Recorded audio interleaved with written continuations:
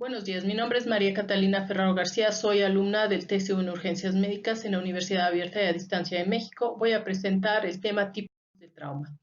Vamos a ver lo que son el trauma por buceo.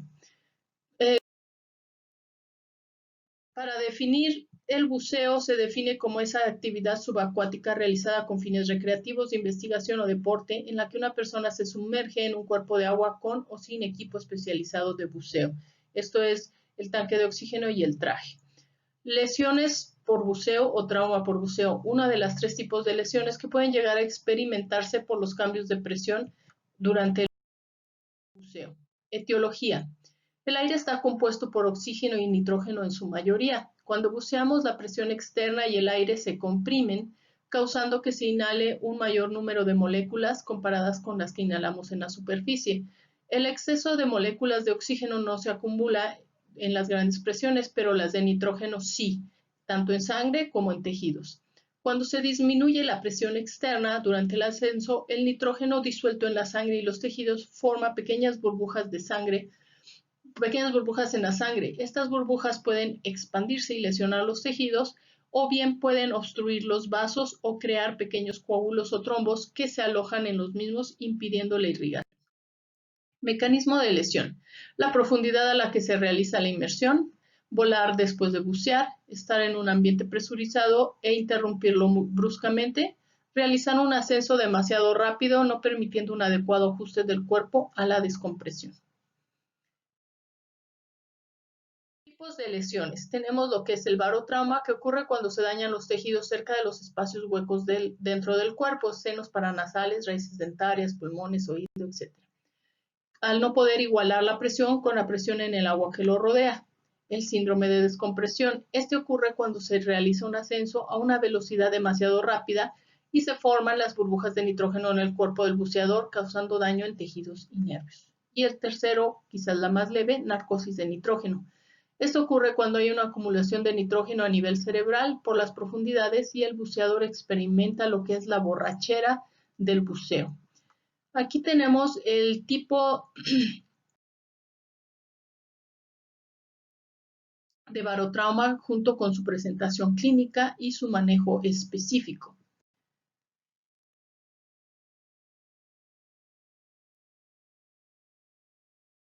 La segunda parte, tenemos también lo que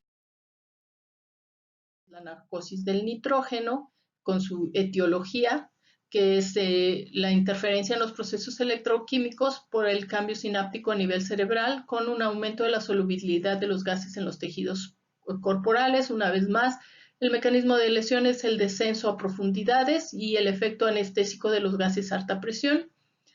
Sus signos y síntomas, los de la borrachera, como especificamos, y su manejo específico sería subir, eliminar la presión. Las manifestaciones clínicas generales para todo este tipo de lesiones de buceo son leves, dolor de oídos, senos paranasales y o dientes, prurito, artralgias y fatiga extrema. Las manifestaciones graves incluyen parestesias, entumecimientos y hormigueos en las extremidades, mareos, confusión, problemas visuales, dolor torácico y alteraciones del estado de conciencia. El protocolo del manejo va primero desde el rescate del agua, conservando la seguridad del rescatador antes que nada.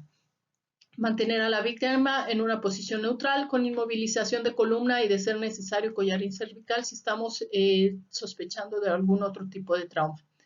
Manejo y conservación de los ABCs. Mantener la vía permeable considerando una intubación y apoyo ventilatorio conforme a la presentación del paciente. Determinar la gravedad. Realizar RCP si se requiere. Administrar altos flujos de oxígeno mediante mascarilla de reinhalación. Hacer reposar al paciente en decúbito dorsal si está consciente o en decúbito lateral izquierdo si está inconsciente para proteger su vía aérea. Prevenir la hipotermia removiendo la ropa mojada, secar al paciente, abrigarlo e incorporar la cabeza a unos 30 grados. La administración de ácido acetil salicílico, 500 miligramos en una dosis, obtener acceso venoso periférico y administrar Ringer lactato o solución mixta calentada a 37 grados centígrados, una cantidad de 500 o 1000 centímetros cúbicos, administración de Profenid, y derivar a una unidad hospitalaria o en donde se cuente con una cámara hiperbárica. Síndrome de las alturas. El síndrome de las alturas se define como un desorden causado por la inadecuada adaptación del organismo a la hipoxia causada por la altitud. Etiología. Es un ascenso demasiado rápido que no permite que el cuerpo se adapte o se ajuste a la reducción de la presión atmosférica y a los niveles más bajos de oxígeno en las mayores alturas. Mecanismo de lesión. Ir desde el nivel del mar hacia grandes alturas de una manera muy rápida, realizar un ascenso demasiado rápido, no permitir el tiempo suficiente para que el cuerpo se aclimate previo al ascenso y padecer de algunas enfermedades previas como problemas cardíacos o pulmonares.